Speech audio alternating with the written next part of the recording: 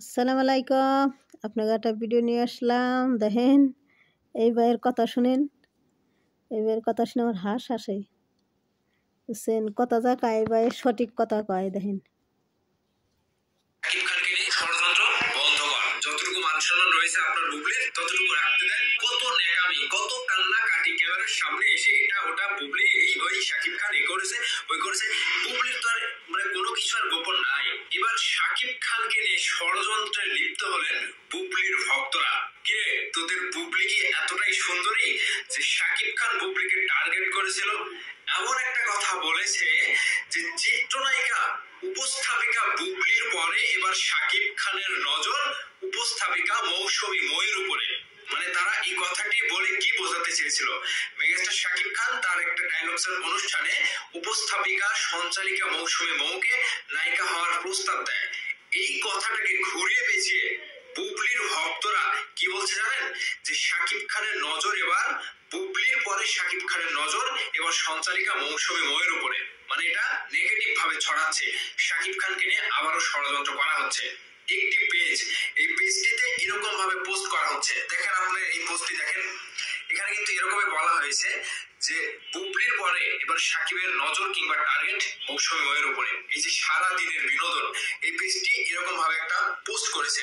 আবার আরেকটা কি পোস্ট করেছে দেখেন, আজ টয়লেট দিবস উপলক্ষে একটি অনুষ্ঠানে অপু বিশ্বাসকে ফাঁকি দিয়ে শাকিব খানের সঙ্গে বিদ্যা সিনহা মিম।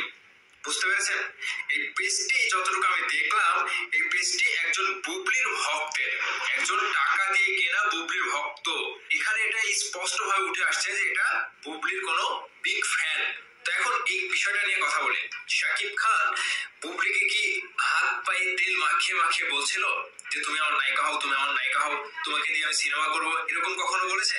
আমি যতটুকু জানি বুবলি শাকিব খানের সাথে সিনেমা করার জন্য শাকিব খানের কাছের যারা ছিল তাদেরকে বারবার রিকোয়েস্ট করেছে, শাকিব খানের সাথে দেখা করিয়ে দেন, শাকিব খানের সাথে মিট করিয়ে দেন, শাকিব খানের সাথে আমাকে আলোচনায় বসিয়ে দেন, আমি তার সাথে সিনেমায় কাজ করতে চাই।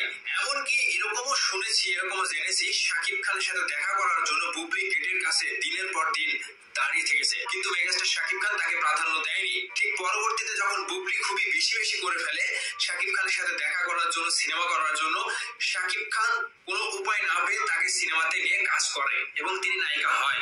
পরবর্তীতে বুবলির সাথে কি হয়েছে না হয়েছে সেটা আমরা সকলেই জানি। এখন পর্যন্ত বুবলি শাকিব খানের সাথে বিবাহের কোনো প্রমাণ দেখাতে পারেনি। ঠিক সেই জায়গাতে এখন বুবলির যারা ফ্যানরা শাকিব খানকে নিয়ে আবারও ষড়যন্ত্র করছে, শাকিব খানের নামে বদনাম রটাচ্ছে। এই যে ভরা মজলিসে অনেক নায়িকা ছিল, সেই জায়গাতে মেগাস্টার শাকিব খান একটা নায়িকাকে বলতেই পারে যে তুমি খুবই সুন্দর, তুমি সিনেমাতে আসো তাহলে ভালো করবে। এটা তো আর খারাপ কিছু বলেনি। শাকিব খান তার কোন নজর দিয়ে তাকে তাকিয়ে বলেনি। এখানে ভরা মজলিসে যেটা বলেছে সেটাই, সবাই সবার মাঝে হাসি ঠাট্টাই কিংবা তার প্রতি একটা ভালো কোনো ইয়ে দেখেছে সেজন্য বলেছে। এরকম তো না যে শাকিব খান তাকে টার্গেট করে নায়িকা বানাবে, আবারও বুবলির মতো এটা ওটা করবে, এরকম কোনো কিছুই। আর যেটা করেছিল বুবলি সেটার জন্য নিজেই দায়ী। বুবলি নিজেই ইচ্ছাকৃতভাবে শাকিব খানের কাছে গিয়ে ধরাটা খেয়েছে। এখানে অপু বিশ্বাস, বুবলি কিংবা এই যে সঞ্চারিকা মৌসুমী মৌ, এই যে তিনটা মেয়ে, এখানে শাকিব খানের কাছে মৌসুমী মৌ কতটা গ্রহণযোগ্যতা প্রাপ্ত আপনারা কি বুঝতে পারছেন? বাংলাদেশের তথা কলকাতার অনেক নায়িকারা রয়েছে শাকিব খানের সাথে কাজ করার জন্য পেছনে লাইন লাগিয়ে থাকে, আর সেখানে মৌসুমী মৌকে নিয়ে শাকিব খান ভাই পড়ে থাকবে। আর মৌসুমী মৌ কি এতটাই সুন্দরী, এতটাই কি তার ইয়ে হয়ে গেছে যে শাকিব খান তার পিছনে নজর দেবে কিংবা তাকে টার্গেট করবে? এরকম কিছু কি? এরকম কিচ্ছু না। এখন দেখছি বুবলির ভক্তরা শাকিব খানের বিপরীতে গিয়ে শাকিব খানের বদনামে লিপ্ত হয়ে আছে। আসলে আপনাদেরকে নিয়ে কোনো কিছু বলার নাই, যেহেতু আপনারা সেই একজনের ভক্ত যার কিনা কোনো প্রমাণ নাই। তিনি রীতিমতো নিজেকে শাকিব খানের কাছে কিভাবে প্রেজেন্ট করেছে আমি জানি না। সেই জায়গা থেকে তার কোনো ভারসাম্যই নাই, তার কোনো মানে ব্যক্তিত্বই নাই। বুবলির ভক্তদেরকে আমি বলতে চাই, শাকিব খানকে নিয়ে এগুলো করা বাদ দেন, এগুলো করা বাদ দেন। যতটুকু মান সম্মান রয়েছে আপনার বুবলির ততটুকু রাখতে দেন। আমরা সাকিবিয়ানরা যদি মুখ খুলি তাহলে আপনাদের বুবলি ম্যাডামের ওই মান সম্মানটুকু থাকবে না। কত ন্যাকামি, কত কান্না কাটি ক্যামেরার সামনে এসে। বুবলির তো আর কোনো কিছু আর গোপন নাই। তারপরেও যদি আপনারা কোনো কিছু আরো প্রকাশ্যে আনতে চান তাহলে বুবলির ভক্তদেরকে আমি বলতে চাই, তোরা শাকিব খানকে নিয়ে ষড়যন্ত্র বন্ধ কর। তাছাড়া কিন্তু ওই যতটুকু আছে ততটুকু থাকবে না। বুঝতে পেরেছেন বিষয়টা? শাকিব খানকে নিয়ে আবারও ষড়যন্ত্রে লিপ্ত বুবলির ভক্তরা। এগুলো করে লাভ নেই, তোরা চুপ হয়ে যা, তোরা ঠিক হয়ে যা। বিষয়টি নিয়ে আপনাদের মতামত অবশ্যই ভিডিও।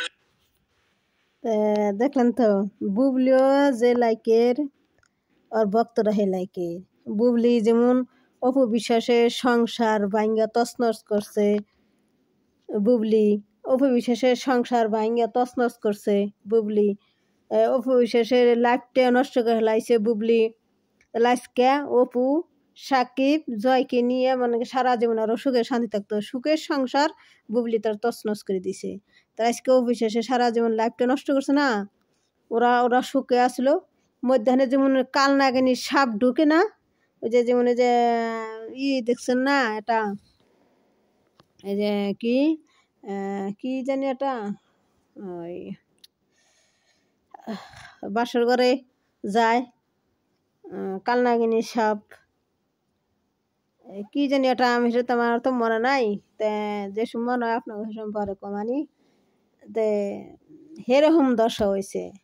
তো কাল নাগিনী বুবলি গেছিল অপুর সংসার সাকিবের সংসারে, সাপের নাগাল ডুই গে অপুর সংসারে অপুর সাকিবের কাছে গেছাল হইলে তোমার হইলে শুই হইয়া ঢুকছিল, কাল নাগিনী সাপ হইয়া বাইরে আইছে, কাল নাগিনী সাপ হইয়া বাইরেছে বুবলি।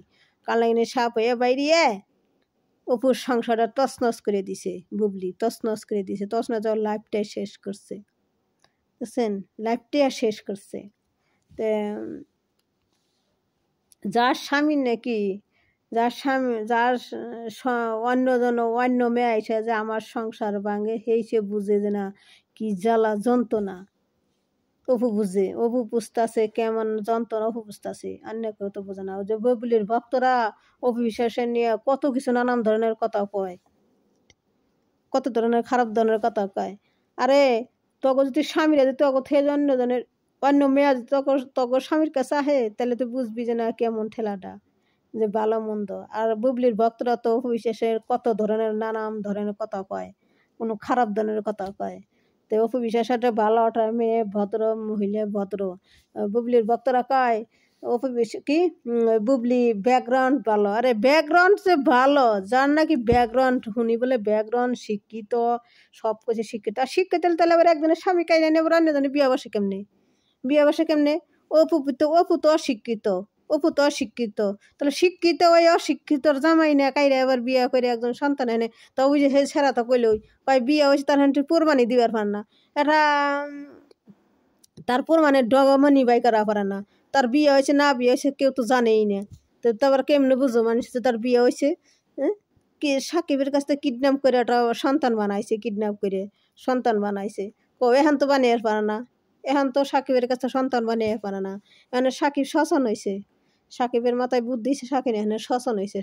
ও বুবলির পাল্টায় পইরে সাকিবের জীবনটা শেষ করে ফেলাইছে।